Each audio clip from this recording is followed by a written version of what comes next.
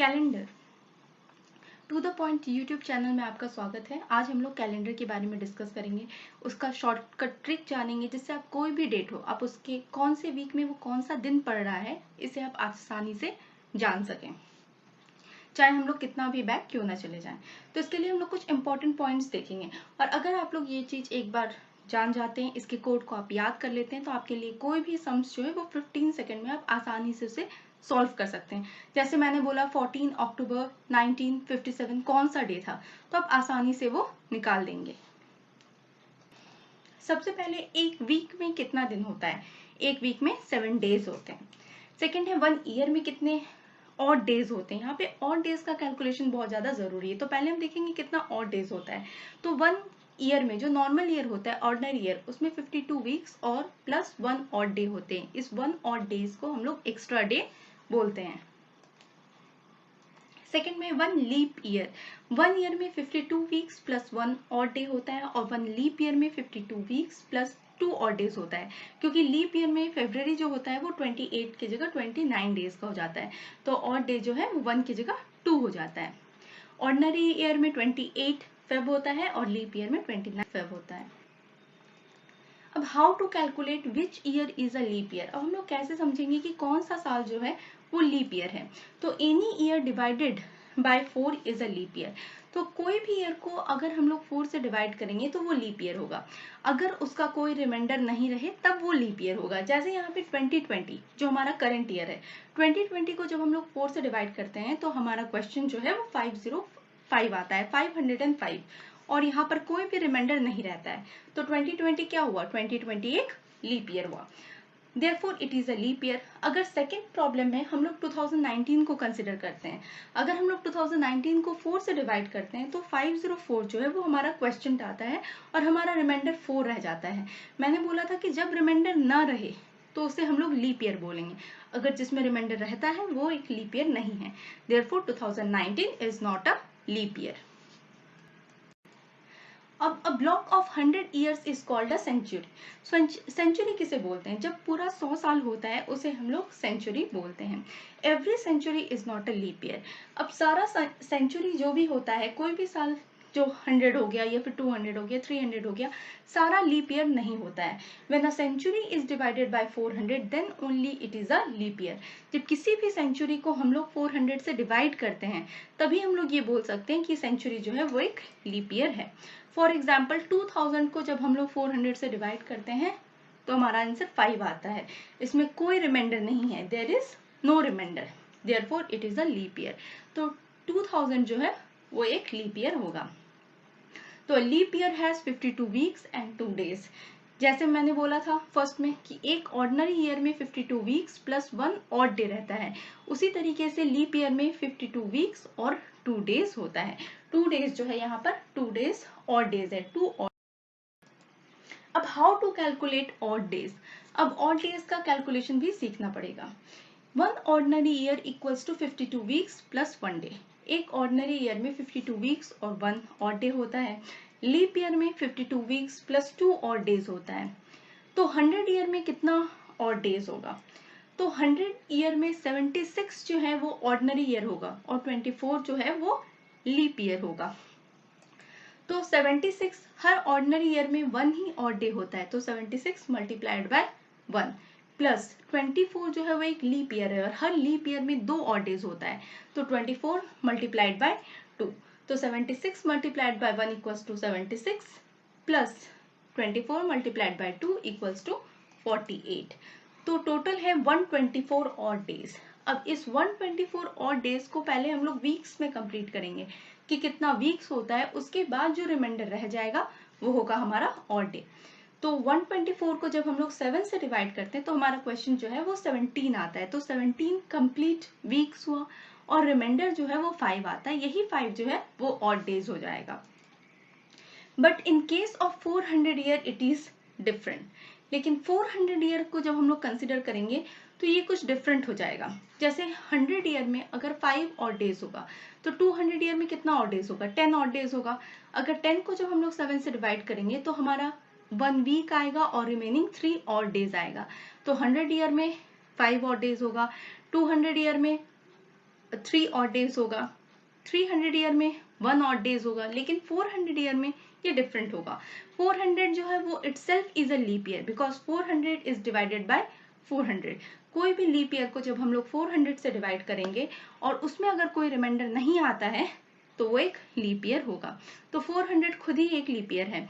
तो 100 ईयर में 5 odd days निकला, तो 400 ईयर में कितना निकलेगा? 5 multiplied bye 4।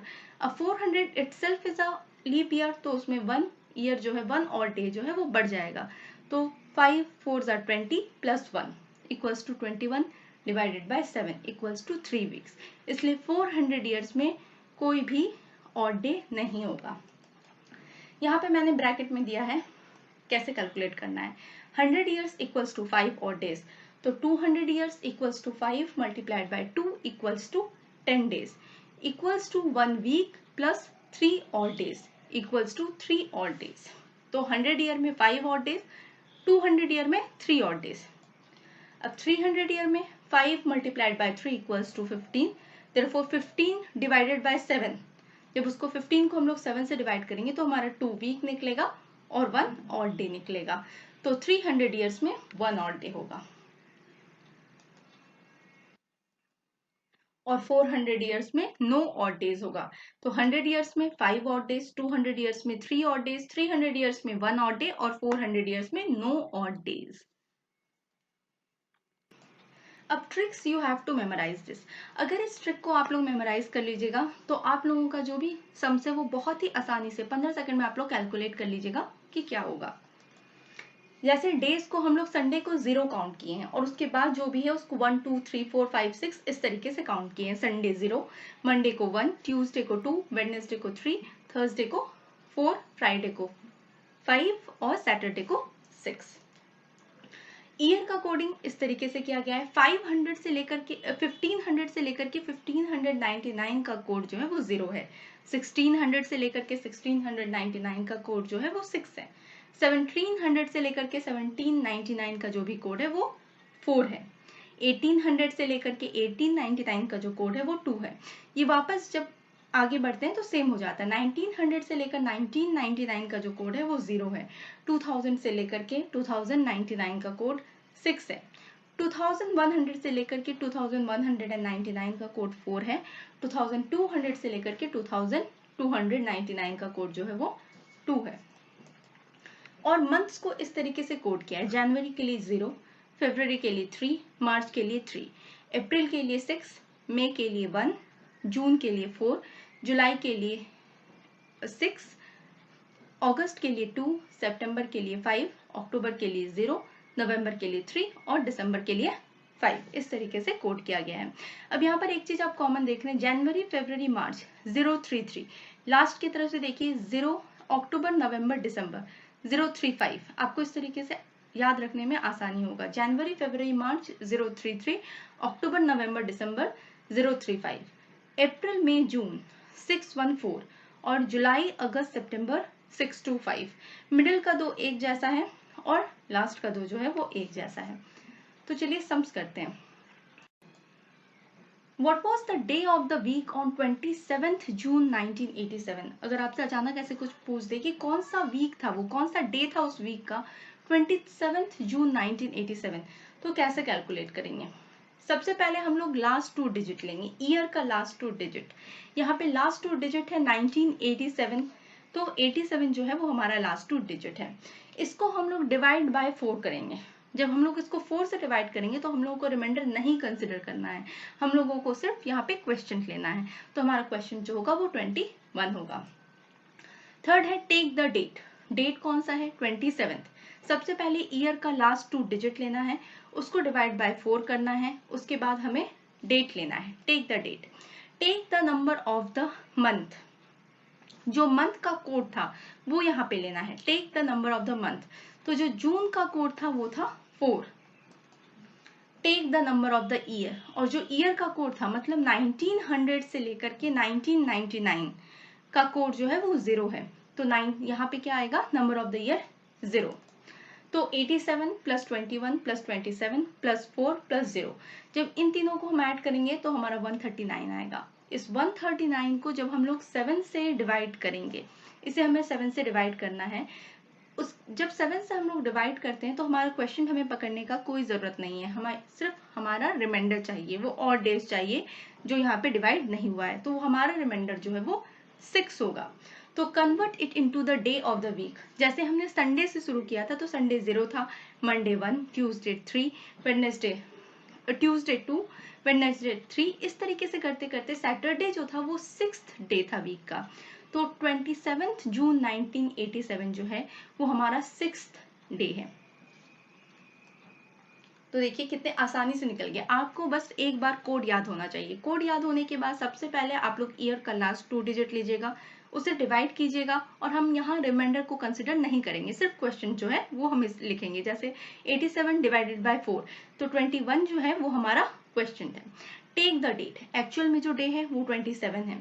Take the number of the month, month का कोड, ईयर का कोड, जो दो आपको यहाँ याद रखना है, मंथ का कोड और ईयर का कोड, उन दोनों को लिखना है, सबको ऐड करना है, 7 से डिवाइड करना है, और जो भी रिमाइंडर आएगा उसी को, रिमाइंडर को वीक वाला जो कोड है उसमें चेंज कर देना है। ठीक है, अब second, what was the day of the week on 12th June 1956। अब पूछा जा रहा है कि 12th जून 1956 क्या था। तो लास्ट 2 डिजिट जो है वो हमारा 56 है, डिवाइड बाय 4, 56 को जब हम लोग 4 से डिवाइड करते हैं तो 14 आता है, जो हमने क्वेश्चन लिया है। टेक द डेट, डेट है हमारा 12 जून, उसके बाद हम लोग मंथ का कोड लेंगे, तो take the number of month, और कोड ऑफ द मंथ वो हमारा 4 है। ईयर का कोड लेंगे जो कि हमारा 1900 से लेकर के फिर 1999 के बीच में रेंज करेगा, उसका कोड जो हमारा 0 है। इन सब चीज को ऐड करेंगे और डिवाइड करेंगे 7 से, तो हमारा रिमाइंडर जो है वो 2 आएगा। 86 डिवाइडेड बाय 7 इक्वल्स टू 2, और 2 जो होता है, जैसे 0 हो गया संडे, 1 हो गया मंडे, तो 2 होगा ट्यूसडे। तो convert it into the days of the week, तो सेकंड जो है वो हमारा ट्यूसडे है। अब आप लोग कोई भी डे लें, उसे कैलकुलेट करके देखें, आप लोगों के लिए बहुत ही आसान हो गया होगा किसी भी चीज का कैलकुलेशन, बस आप लोगों को वो कोड याद रखना है। Thanks for watching. If you have any queries, comment me in the comment section below. अगर आपको कोई भी क्वेश्चन है तो आप मुझे नीचे कमेंट सेक्शन में कमेंट कर सकते हैं। Thank you.